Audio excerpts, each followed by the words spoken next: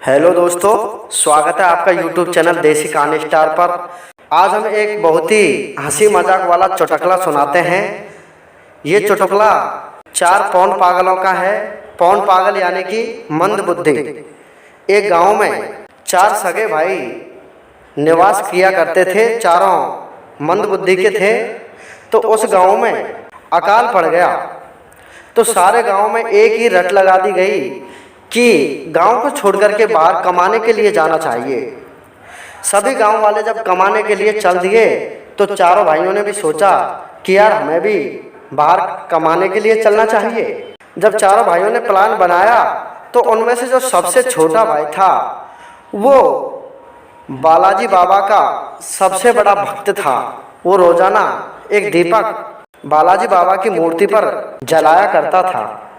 तो वो अपने मन में सोचने लगा कि यार जब हम बाहरवास चले जाएंगे कमाने के लिए तो यहाँ पर दीपक कौन जलाएगा, इसलिए मैं एक बड़ा सा दीपक लेकर के उसमें खूब सारा तेल भरकर दीपक जला करके कमाने के लिए जाऊंगा। इसलिए एक तेली के घर जाकर के वहाँ से तेल लेकर के आता हूँ। जैसे ही वो तेल लेने के लिए गया तो वहाँ पर उसे तेलन माई मिली जो तेली की पत्नी थी। उससे कहा कि हे माई मुझे तेल दे दो। लेकिन जो तेली बाबा था वो बड़ा ही काला कलूटा विशाल शरीर के साथ में था। उसको देख करके कोई भी डर जाए इतना विशाल शरीर था। वो लड़का तेलन माई से कहने लगा कि हे तेलन माई, अगर ये तेली बाबा मर जाएगा तो इसको शमशान घाट में कैसे पहुंचाया जाएगा। इतनी बात सुनकर के तेलन माई को क्रोध आ गया और उसको वहां से बिना तेल दिए ही भगा दिया। वहां जाकर वो अपने भाइयों से कहने लगा कि यार मुझे तो तेल नहीं दिया, मुझे तो तेलन माई ने भगा दिया। तभी दूसरा वाला भाई गया तो तेलन माई बोली कि तू भी तो उसकी तरह नहीं बोलेगा। बोला माई क्या बोला था मेरे भाई ने। तेलन माई कहने लगी कि वो कह रहा था कि तेली बाबा मर जाएगा तो इसको शमशान घाट में कैसे पहुंचाया जाएगा। दूसरा भाई बोला इसमें कौन सी चिंता की बात है, वो तो पागल है माई। मेरे पास में बैलगाड़ा है, उसमें रख करके इसको शमशान में पहुंचा दिया जाएगा। ऐसी बात सुनकर के तेलन माई को फिर से क्रोध आ गया और उसको भी वहां से भगा दिया। वो अपने भाइयों से जाकर बोला कि यार वो तो लड़ती है, तेल नहीं देती। तीसरा वाला भाई गया तो तीसरे वाले भाई से पूछा कि तू भी तो उनकी तरह नहीं बोलेगा कि हे माई मेरे भाइयों ने क्या बोला था। तेलन माई कहने लगी कि वो कह रहे थे कि भाई एक तो कह रहा था कि इसको शमशान घाट में कैसे पहुंचाया जाएगा और दूसरा कह रहा था कि मेरे पास में बैलगाड़ा है, इसमें रख करके इसे शमशान घाट में पहुंचा देंगे। तीसरा कहने लगा कि हे माई वो तो दोनों पागल हैं, हम एक ही माँ के चार बेटे हैं। इंसान को शमशान घाट में ले जाने के लिए चार की जरूरत होती है, हम चारों मिलकर के उसे शमशान घाट पहुंचा देंगे। तेलन माई ने डंडा उठाया और उसके पीछे दौड़ी।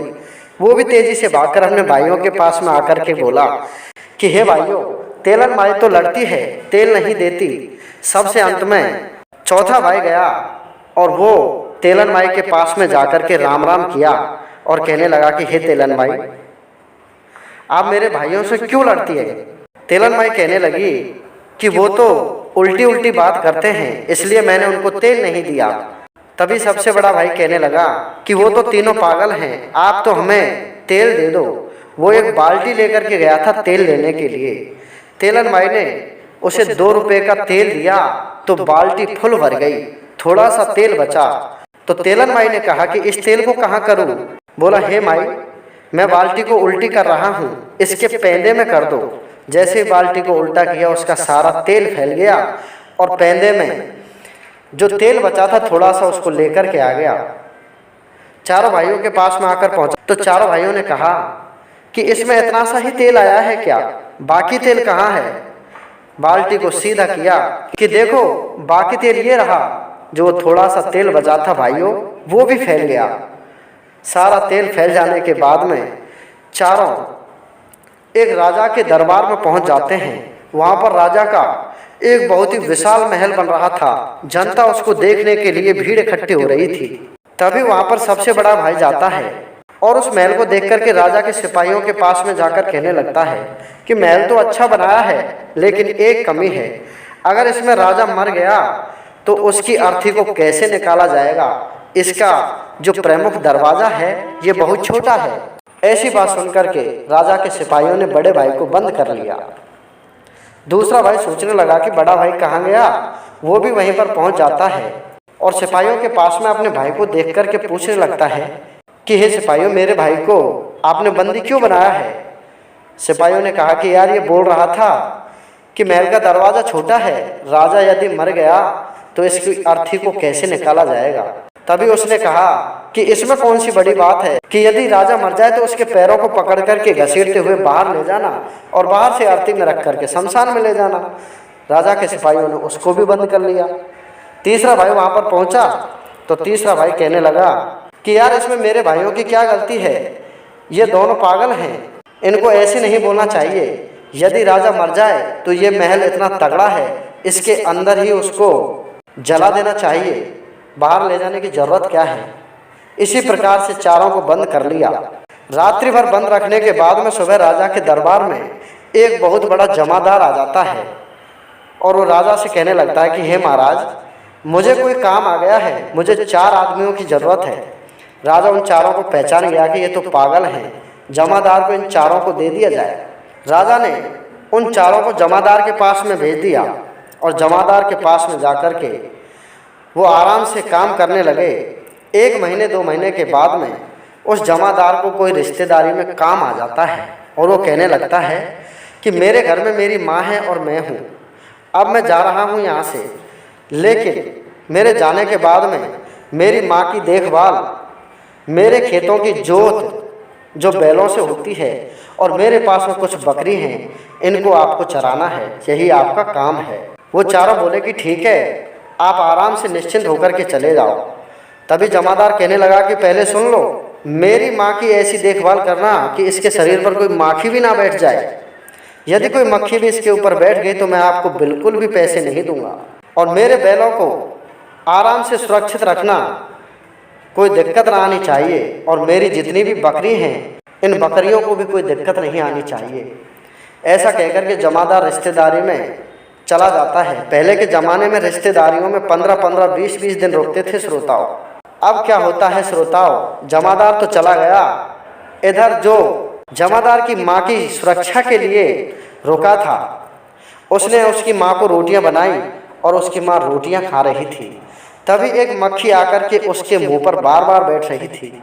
उसने 3-4 बार कपड़े से फटकारा, लेकिन वो मक्खी बार बार आकर के उसी के मुंह पर बैठ जाती है।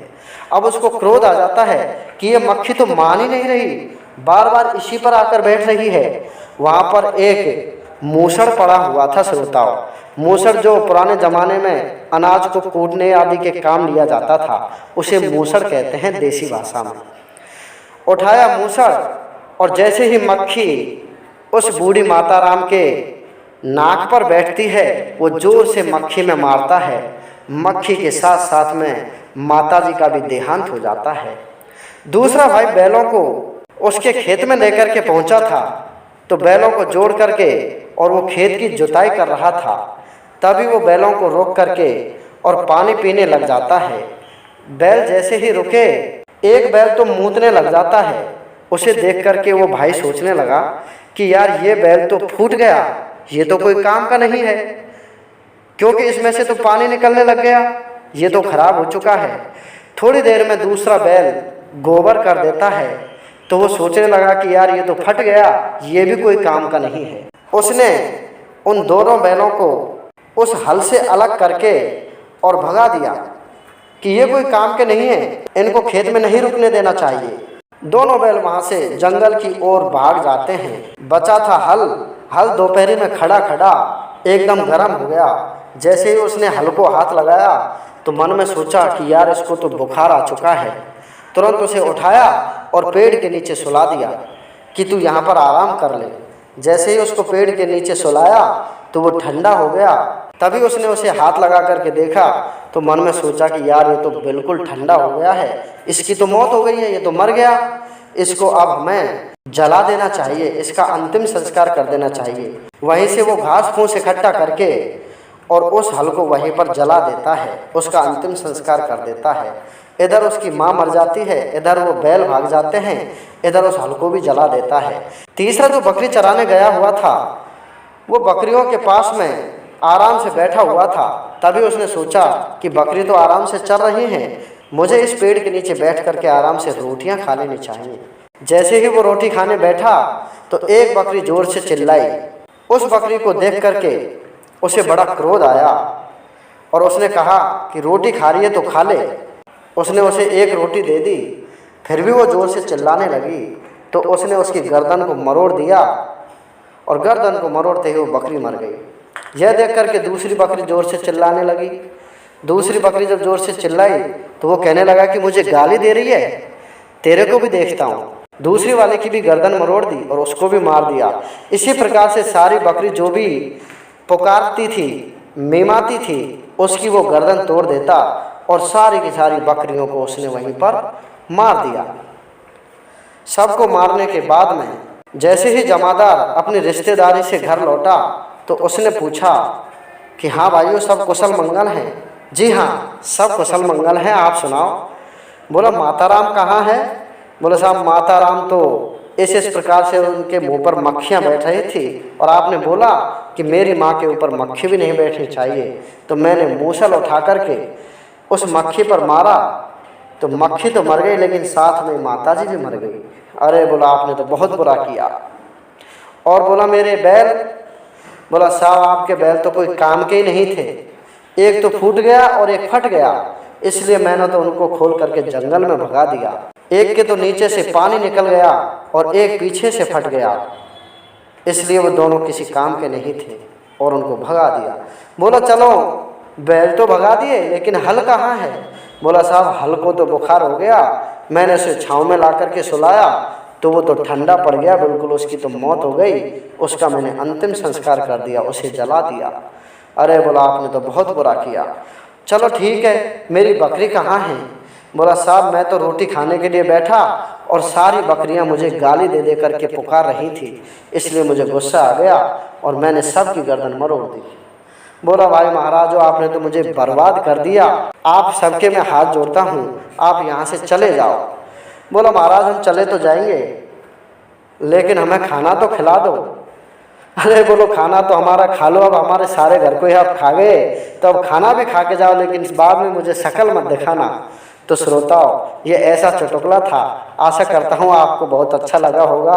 एक लाइक कर दें और चैनल को सब्सक्राइब कर दें। धन्यवाद। जय हिंद। जय